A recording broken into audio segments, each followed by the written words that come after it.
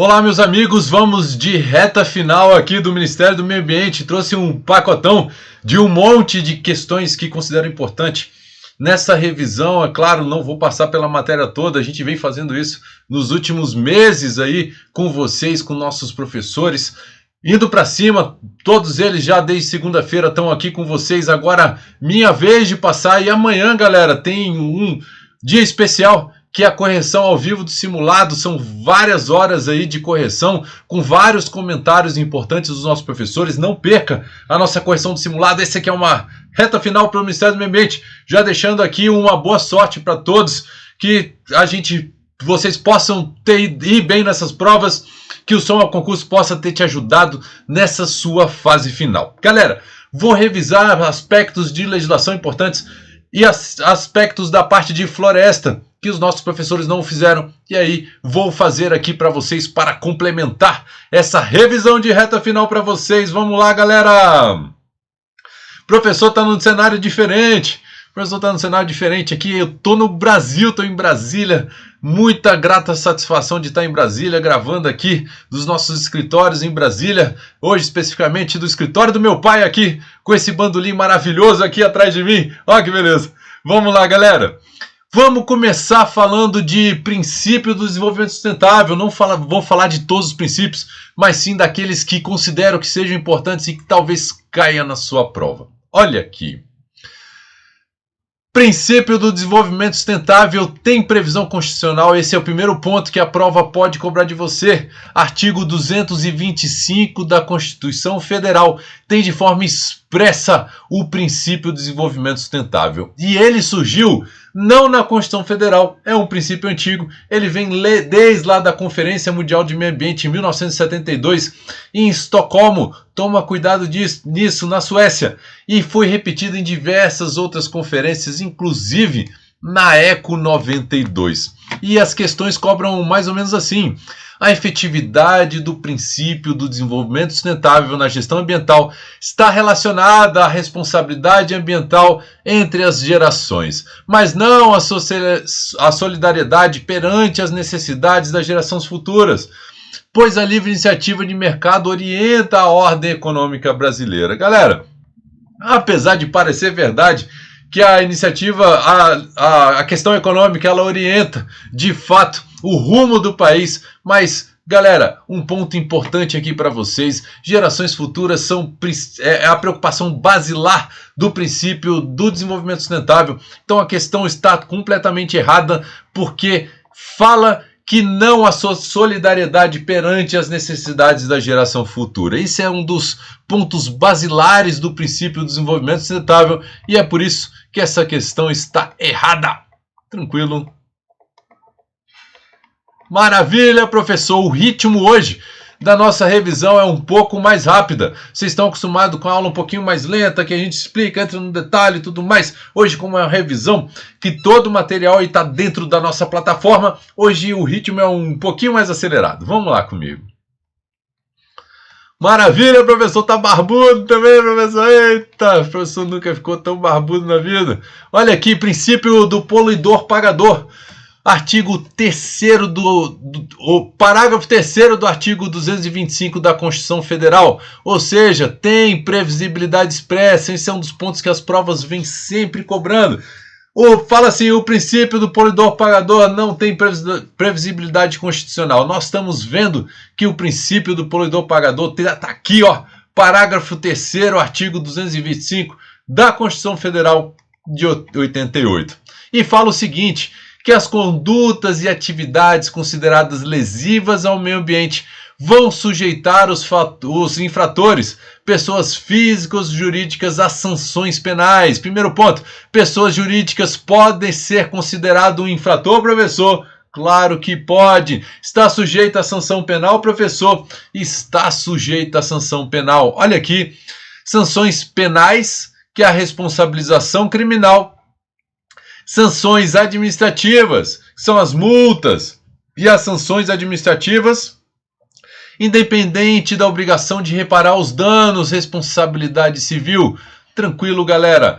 Então, olha só que ponto importante: poluidor pagador tem previsibilidade ali expressa no parágrafo 3º da Constituição Federal de 1988. Ei, professor! Olha aqui que fala a questão. Sobre o princípio do polidor pagador, é correto afirmar que não encontra fundamento na Constituição Federal e nenhum outro diploma legal pátrio. O princípio do polidor pagador aparece várias vezes em outros diplomas legais e está lá expressamente. Tem amparo sim na Constituição Federal. Questão totalmente errada. Tranquilo. Moleza, hein? Hoje tá grande a aula, galera. Segura aí na cadeira que hoje tá grande a aula. Não vou tomar tanto tempo de vocês aqui. A gente faz um pouquinho mais acelerada essa aula de hoje para que você não perca seu tempo. Dois outros princípios que gosto de chamar a atenção é o princípio da prevenção e da precaução. Coloquei os dois juntos porque um tem previsão constitucional e o outro não tem previsão constitucional. Prevenção está lá no caput do artigo 225 da Constituição Federal, onde fala que a coletividades, todos, têm o dever de defender e preservar para futuras e presentes gerações. Ou seja, defender e preservar, princípio da prevenção. Tranquilo, galera? E a precaução, olha aqui, galera, surgiu na Eco Rio 1992. Esse princípio não tem previsão constitucional, mas tem previsão legal em vários diplomas legais pátrios. O princípio da precaução aparece, galera, em vários. Olha como cobra prova de você. Princípio da prevenção, a gente trabalhou muito isso nas nossas aulas lá na plataforma do Soma Concursos, que está cada vez com mais qualidade, mais aula nas áreas ambientais. E lembrando para você, bloco 3 é Soma Concursos, bloco 3 do CNU, estamos indo para cima, temos 3 professores na área de agrárias e mais nós ali, Lilian, a nossa professora Andresa, a nossa professora Carol e eu, nós somos aí o timaço da área ambiental do Soma Concursos. Vamos lá, voltando. O princípio da prevenção é aplicado nos casos em que os impactos ambientais já são conhecidos. E o princípio da precaução aplica-se àqueles em que o conhecimento científico não pôde oferecer respostas conclusivas sobre a inocuidade de determinados procedimentos. E aí, galera? E aí? Ei, professor, nós tratamos bastante disso. A questão é completamente correta. Princípio da prevenção, impactos ambientais já são conhecidos. O da precaução, não se pôde determinar aqueles impactos porque não se tem o conhecimento científico suficiente para dar respostas conclusivas sobre esses impactos. Tranquilo, galera? Perfeito resumo para vocês. Princípio da prevenção e precaução despenca em prova na área ambiental. Tranquilo? Vamos passar para frente? Vamos falar um pouquinho de Lei 6.938 de 81, tem um a mais aqui, professor. Tem um a mais, e aí eu quis acrescentar aqui para vocês um pouco sobre taxa de controle e fiscalização ambiental e relatórios. Vamos falar um pouquinho sobre isso que se fala pouco. A outra parte, CONAMA e tudo mais, sempre cai muito, CISNAMA, cai muito nessas provas, mas se fala pouco e quando cai as pessoas ficam meio, perdidas, sem saber para que lado vai quando se fala de taxa de controle, de fiscalização ambiental e relatórios. Vamos falar um pouquinho sobre os dois, olha só. Taxa de controle e fiscalização ambiental é utilizada e ela é cobrada para que o controle e fiscalização das atividades que são consideradas potencialmente poluidoras e utilizadoras de recurso natural. Para quê, professor? Para regular. Poder de polícia de quem? Olha aqui, do IBAMA, galera. A taxa e controle e fiscalização ambiental prevista nessa lei. Professor, mas tem uma taxa de controle e fiscalização ambiental do Estado aqui no meu Estado. Ele está previsto por outra lei. A TCFA prevista por essa lei exclusiva para o Poder Regular de Polícia do IBAMA. Tranquilo, galera? Isso é muito importante para vocês. Beleza? E ele é utilizado exclusivamente para atividades de controle e fiscalização de atividades que são consideradas potencialmente poluidoras ou utilizadoras de recursos naturais. Olha como a prova cobra. A lei que dispõe sobre a Política Nacional de Meio Ambiente, a 6.938 de 81, prevê a instituição de uma taxa de controle de fiscalização ambiental, que nós bem sabemos que é a TCFA, a ser cobrada pelos diversos órgãos estaduais e municipais de meio ambiente. Eles cobram, galera, cujo fato gerador é exercício regular do poder de polícia para controle e fiscalização das atividades potencialmente poluidoras e utilizadoras de recursos naturais. E aí, galera? Ela não é cobrada pelos diversos órgãos estaduais e municipais. A TCFA prevista na Política Nacional de Meio Ambiente, ela é cobrada pelo IBAMA. E sim, tem acordos para que o IBAMA possa passar parte do recurso para os estados e para os municípios, desde que eles tenham um termo assinado com o IBAMA para tal fim. Tranquilo? Então, a questão está errada, galera. Errada. Beleza. Vamos passar para frente.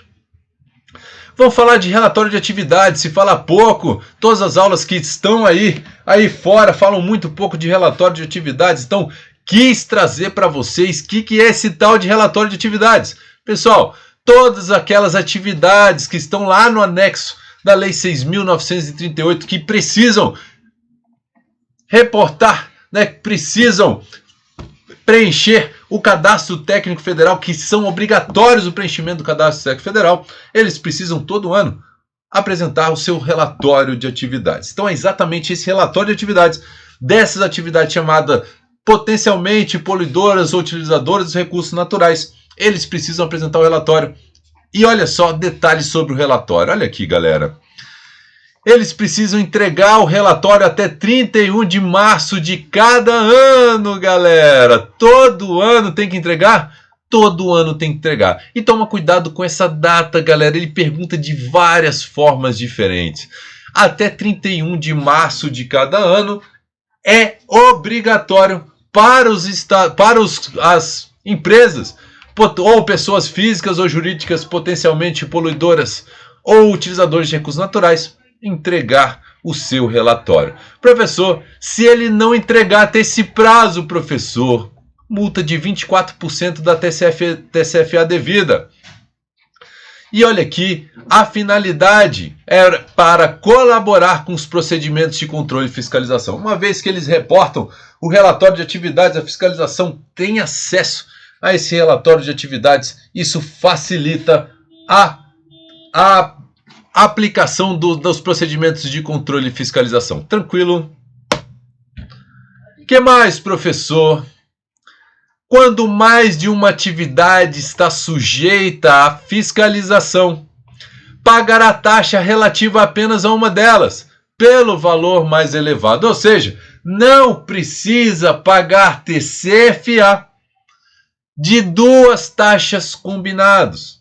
Se essa mesma atividade, olha aqui, se mais de uma atividade, olha só, se uma empresa realiza mais de uma atividade potencialmente poluidora e que precisam ter cadastro técnico federal e dependeriam a necessidade de pagar TCFA, apenas de uma delas poderá ser pago para aqueles que tiver o valor, para aquela atividade que tiver o valor mais elevado. Tranquilo, galera? Quase não saiu aí, professor. Tentando achar as palavras adequadas aqui para vocês. Tranquilo, galera? Ou seja, uma empresa tem duas atividades potencialmente poluidoras, tinha que ter duas TCFAs. Ela vai pagar uma TCFA pelo valor mais elevado. Ei, professor, saiu melhor essa daí. Vamos passar para frente, galera. Aprovadora. Isentos de TCFA. Quem é? isento de cadastro técnico, de taxa de controle e fiscalização ambiental, galera. Entidades públicas federais, distritais, estaduais e municipais. Ou seja, entidades públicas, federais, estaduais, distritais e municipais não pagam TCFA, mesmo que elas façam e tenham uma atividade que seja potencialmente poluidora. Tranquilo? Entidades filantrópicas, imagina, uma atividade filantrópica tem uma atividade lá que está no rol de atividades no anexo da Lei 6.938, ela precisaria ter cadastro técnico federal, ela tem cadastro técnico federal, mas ela precisaria pagar TCFA, e aqui ela é isenta pela lei de pagar TCFA. Aqueles que praticam agricultura de subsistência e aquelas populações tradicionais, mesmo que executem atividades potencialmente poluidoras ou utilizadoras de recursos naturais, elas são isentas de taxa de controle e fiscalização. Ó, essa daqui também vou deixar marcado, porque esse slide aqui eles sempre trocam com a data do relatório de atividades. Falei para vocês que o relatório de atividades é a cada ano. 31 de março de cada ano precisa apresentar o relatório de atividades.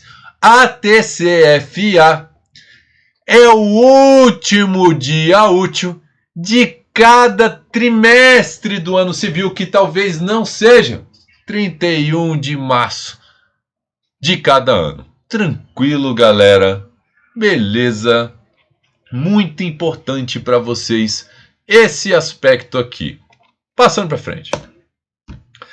Vamos passar lá, dar um pulo para a Política Nacional de Recursos Hídricos, Lei 9.433 de 97, e trouxe para cá os instrumentos, galera. Aqui dá para ter um olhar dos principais instrumentos da Política Nacional de Recursos Hídricos. Depois a lei ela vem somente detalhando cada um dos instrumentos, então você ter um olhar de todos os instrumentos é importante para você.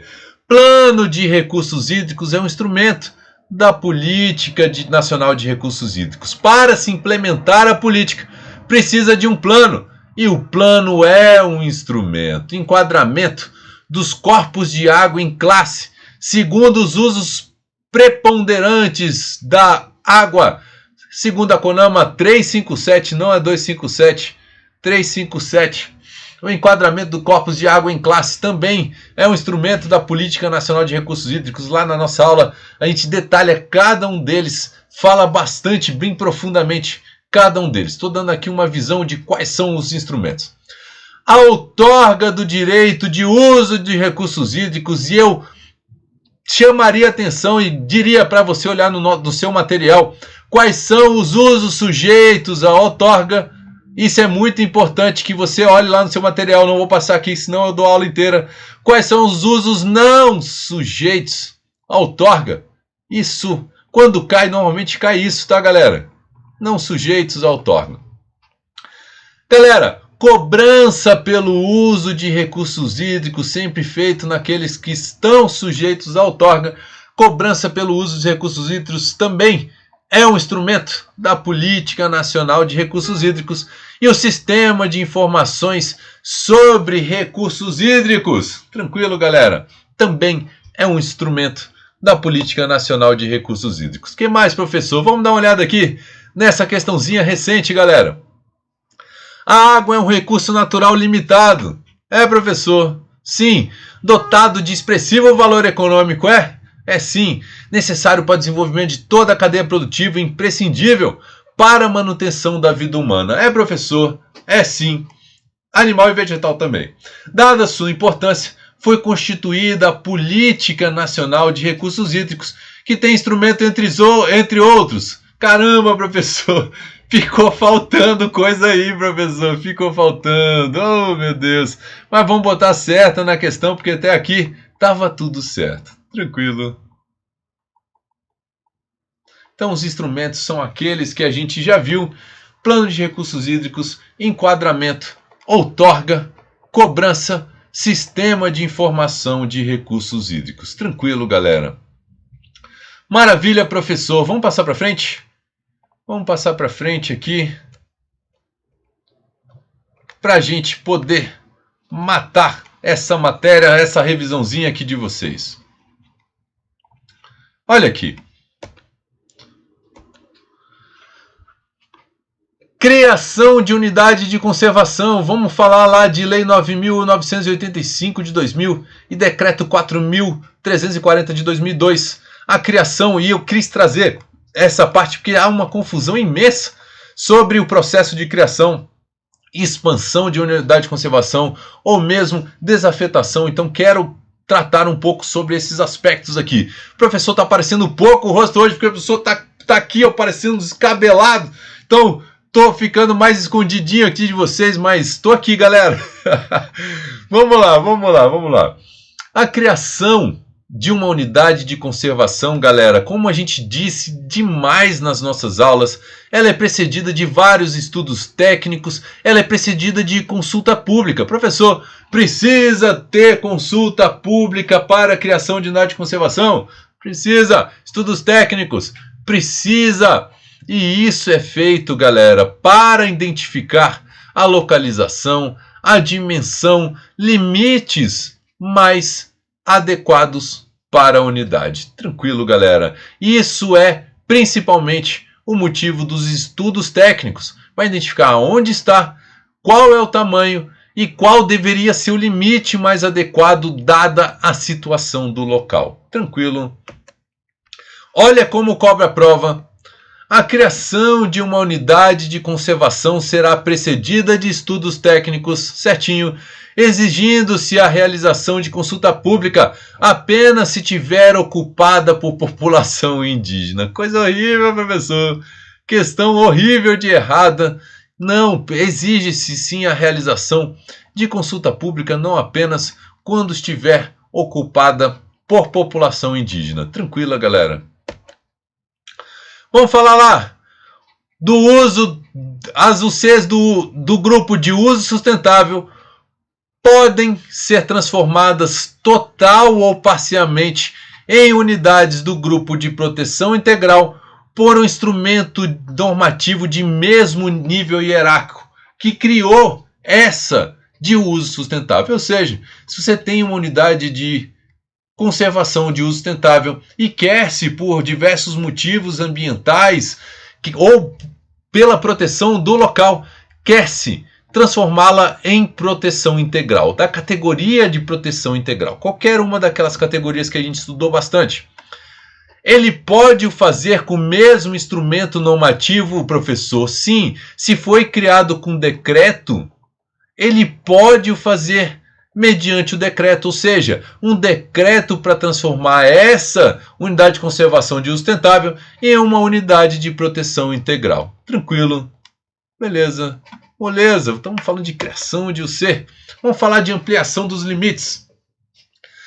Olha aqui, a ampliação dos limites de uma unidade de conservação sem modificação dos seus limites originais, ou seja, ele tem aqui esse limite. Eu não vou mexer nesse limite original, vou só ampliar, botar mais um. Parece aqui, se eu botasse duas pernas aqui, opa, parece um... Ei, professor, parece uma capivara não, tá horrível, professor. Vamos tirar aqui essa perninha.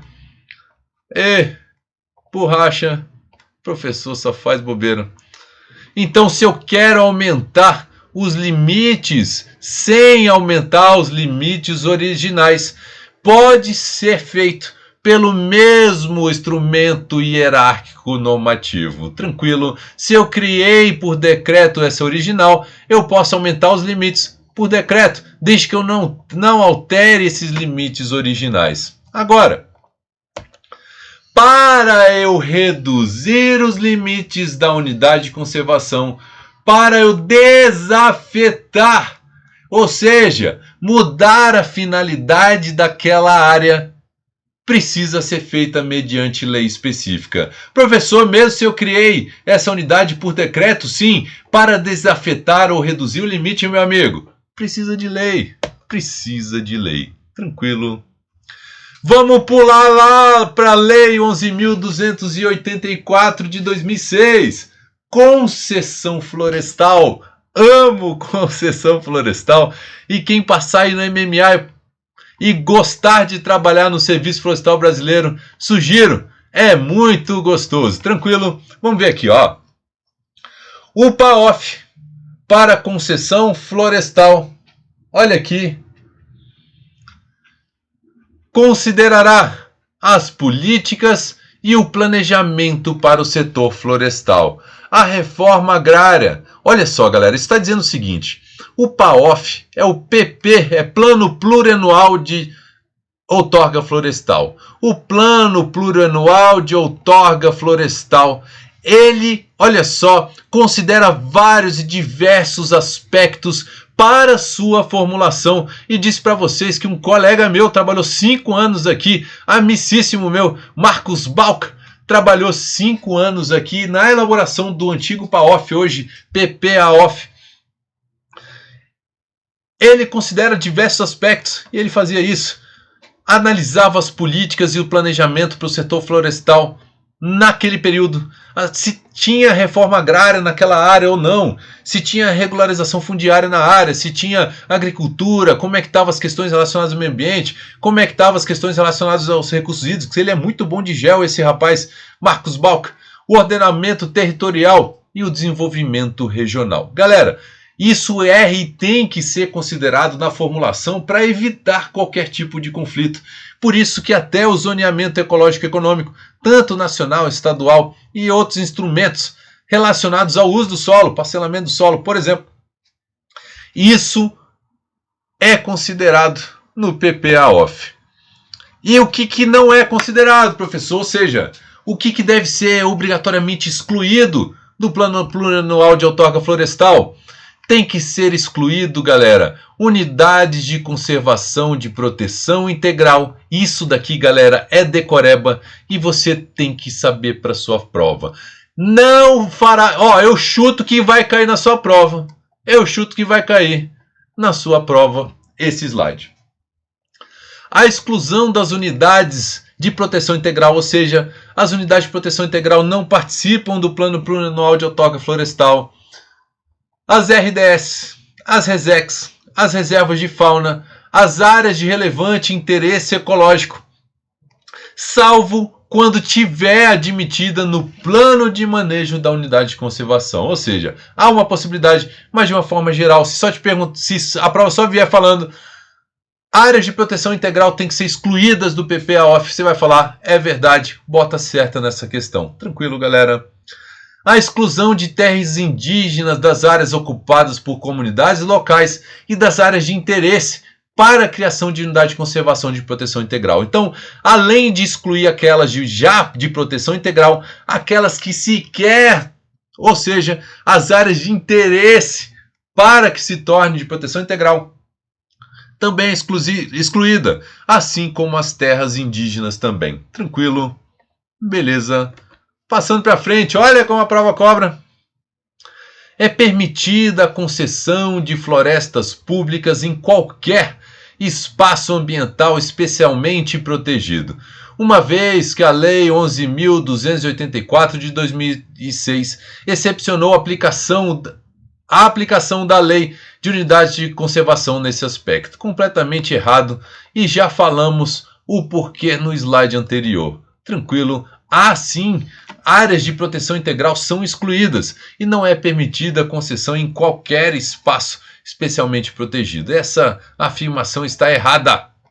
Passando para frente. Desse slide eu quero que você só guarde esse ponto. As licitações para concessão florestal, galera, eles são feitos na modalidade concorrência. E eles são outorgados, ou seja, para aquele que ganhou o processo licitatório a título oneroso. Quando eu falo a título oneroso, é que é necessário pagar o Estado. O Estado recebe por cada volume explorado na concessão florestal. Ou seja, traz benefícios e ônus para ambas as partes. Benefício para o poder público, ganha por volume explorado. Tranquilo? Uma alteração que teve recente na Lei de Gestão de Florestas Públicas, e a gente tem que fazer a ressalva aqui, é que antigamente era o Plano Anual de Outorga Florestal e agora é plano pluri. Olha o pezinho a mais, anual de outorga florestal. Antes o PAOF era a cada ano, agora o PPA-OF é a cada 4 anos. O Marcos Bausch ia amar isso daqui, porque ele fazia todo ano o PAOF a cada 4 anos. É muito mais fácil, né, Bausch? Não era Balk, professor, é Balk, Marcos Balk. Tranquilo, galera.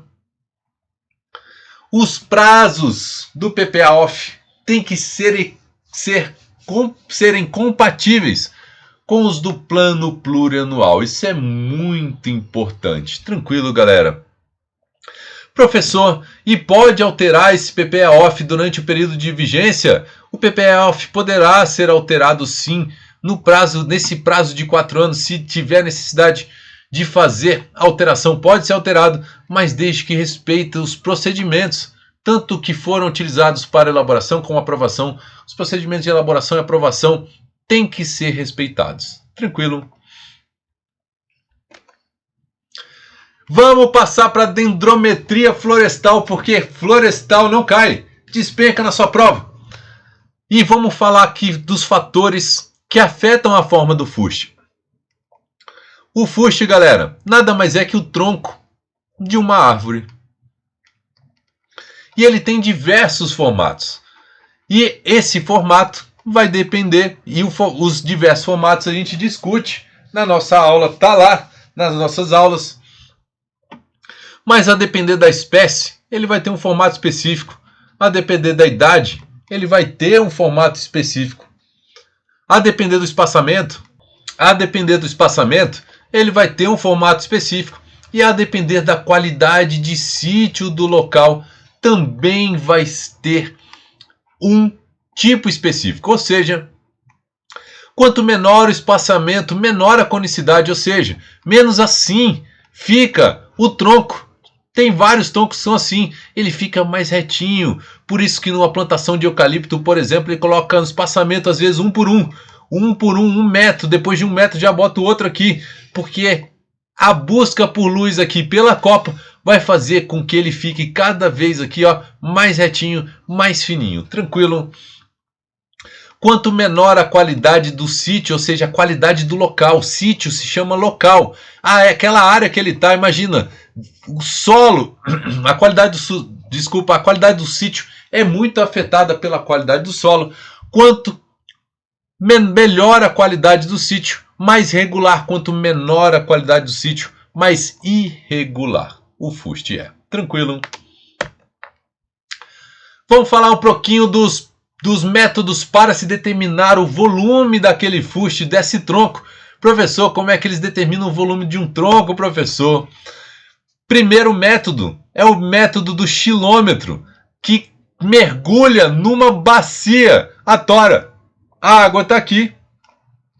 Mergulha a tora lá dentro e vê quantos, aqui ó, qual foi o volume de água que foi deslocado. Tranquilo, galera? Isso é o princípio do xilômetro. Só funciona com toras pequenas, não funciona com toras grandes. E para isso, com toras grandes, se utiliza a cubagem rigorosa. Cubar significa determinar o volume. E são utilizados hoje em dia vários métodos. O mais utilizado deles é o método Smalian, porque está nas normas do IBAMA, principalmente do IBAMA aí para a determinação do volume. Tranquilo, galera? Então é o método Huber, Smalian, Newton, Francon, que pode ser entendido ou chamado de quarto reduzido. E a diferença é muito simples, galera.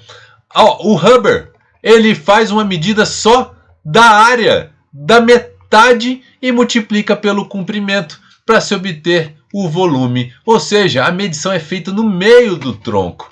Já Smalian, ele mede, olha aqui, a ponta do tronco, as duas pontas do tronco, a área, olha só, a área dessa área aqui, a área mais dessa área aqui, multiplica pelo tamanho e divide por 2, ou seja, ele faz principalmente duas medições numa ponta e na outra da tora, obtém-se a média dessas pontas e multiplica pelo comprimento. Basicamente isso. Newton é um pouquinho mais chato, faz 3 medições, é chamado método geométrico. Ele mede na ponta, no meio e na outra ponta. Faz aqui um bem bolado, olha aqui, ó. Faz um bem bolado, calcula aqui a média e multiplica pelo comprimento. Tranquilo? E Francoum é mais preguiçoso. Francoum, assim como Huber, ele mede a circunferência, galera, não é nem a área, nem a área daquela seção, ele mede a circunferência. Então, olha só, circunferência da metade do tronco, por isso que está meio aqui, dividido por 4 elevado por 2 vezes L, galera. Isso é método Francoum, é o método preguiçoso e muito recusado pelos órgãos de fiscalização, mas é um método bem utilizado para transações comerciais. Vou pular para inventário florestal. Vou falar basicamente de dois tipos de amostragem. O primeiro deles é a amostragem estratificada, que pode ser chamada casual estratificada, a prova pode trazer assim. A prova pode chamar de amostragem aleatória estratificada ou simplesmente amostragem estratificada. Ou mesmo aleatória restrita. Tem 4 ou 5 formas que pode a prova chamar esse tipo de amostragem. Mas basicamente, galera, uma floresta não homogênea. O que é uma floresta não homogênea? Uma floresta nativa. Imagina, cerrado. Cerrado a gente tem vários tipos de estratos diferentes. Tem aqui cerradão, aí nesse pedaço da área tem cerrado senso estricto, aí depois tem o outro tipo de cerrado aqui, mais outro aqui. Essa técnica se divide em estratos mais semelhantes entre si, tranquilo. E depois lança-se a amostragem aleatória simples. Por isso que é chamado de casual, porque a primeira escolha dos estratos ela é feita de forma estratificada, se transforma em estratos aquela área e depois para coletar as amostras dentro de cada estrato é feita de forma aleatória, ou seja, qualquer amostra pode ser selecionada, tem a mesma chance de ser selecionada. Por isso que ela é mista, é aleatória restrita, porque a primeira fase dela é feita a estratificação da área. Quais são as vantagens? Estimativas de produção por estrato. E para cada população, galera, tem uma ideia melhor qual é a estimativa de produção para cada tipo de estrato da sua floresta, para cada tipo de vegetação da sua floresta.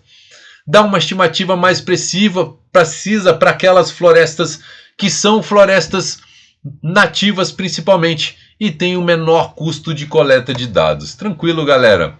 Agora, a amostragem aleatória simples, normalmente conhecida, você pode ser qualquer unidade, qualquer amostra da sua área, tem a mesma chance de ser escolhida. Então, normalmente, galera, eles colocam as amostras, todas as amostras, divide ali, coloca todas as amostras dentro de um saco, e aí balança, pega esse saco, e aí assim se determina qual vai ser a amostra que vai ser inventariada. Tranquilo? Nós falamos bastante de forma bem detalhada nas nossas aulas. Como eu disse, utiliza-se um tabelo de números casuais. Então, basicamente, ele faz assim, ó. A área está aqui, ele traça uma grid assim, ó. Minha grid está horrível, professor. Traça uma grid. Assim. Determina número para cada uma delas. E esses números são colocados em um saco. Nos papelinhos aqui, ó.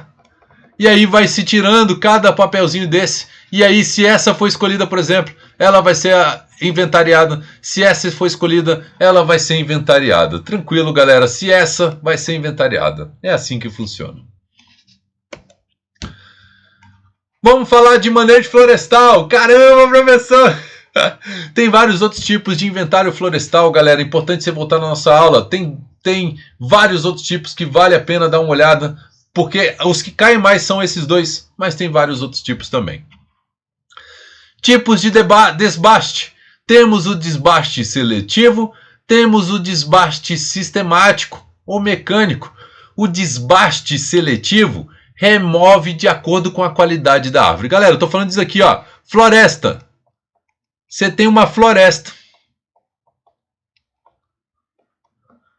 E aí eu quero desbastar. Significa o quê? Eu quero tirar algumas árvores.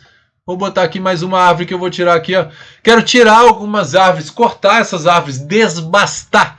E eu posso fazer isso de duas formas. De forma seletiva, em que eu vou tirar de acordo com a qualidade. Tá pequena essa daqui, não vai crescer muito, vou cortar ela. Tá pequena essa aqui, não vai crescer muito, vou cortar ela. Esse volume aqui já me ajuda a vender esse volume, esse material e abater um pouco dos meus custos de implantação. Normalmente é assim que se pensa. E tem o desbaste sistemático, que são removidas indiscriminadamente as árvores do estrato superior em favor das que possuem menores dimensão. E aí se faz o seguinte, no sistemático ou mecânico, olha aqui, as árvores são retiradas em um determinado sistema. Não há consideração da qualidade. Por exemplo, quero tirar as maiores para me gerar mais volume, para que essas menores possam crescer mais fortes. Vou tirar as maiores. Tranquilo, galera. O seletivo aqui, qualidade da árvore. Vou tirar aquelas que estão podres. Vou tirar aquelas que tiveram ataque de patógenos. Por exemplo. Tranquilo, galera. Então, sistemático, você tira de acordo com o sistema. Vou tirar todas as 30% mais altas. Isso é um sistema. Vou tirar a cada 3, eu tiro uma. Isso é um sistema. O seletivo é de acordo com a qualidade da árvore. Tranquilo? Olha aqui, tem o desbaste sistemático mais seletivo. O seletivo tirando aquelas doentes ou aquelas que têm patógenos ou qualquer aspectos relacionados à qualidade e também combinando com o sistemático. Se remove, por exemplo, no sistemático, um método é remover 1 em cada 5 ou 7 fileiras, que representa mais ou menos 16% de todo o volume da floresta. E nas que não foram removidas, aplica-se o seletivo. Olha só, levando para 23% de desbaste. Ou seja, quando se faz o desbaste sistemático mais seletivo, chega-se por volta ali dos 23,4%. Quem não me segue no Instagram, @prof.andressocrates, @soma_concursos, vou puxar para mim, muito obrigado. Professor descabelado, suado, muito obrigado. Agradeço a participação de vocês.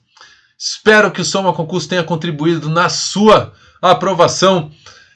Sendo aprovado, manda mensagem pra gente lá no Instagram do @soma_concurso, do @prof.andressocrates. Nós vamos ter o prazer de comemorar junto com vocês. E espero vocês na posse. Vamos fazer uma festão de posse como fizemos para o pessoal do IBAMA. O pessoal do IBAMA aprovado, 80% dos aprovados foram meus alunos. A gente fez um festão de posse lá na minha chácara. Tá combinado, tá prometido. Espero vocês na chácara para a festona de posse. Um beijo para vocês. Até logo. Fique ligado no CNU. Próximo passo, ó, segunda-feira, já comece o seu estudo para o CNU. Um abraço. Beijos. Tchau, tchau.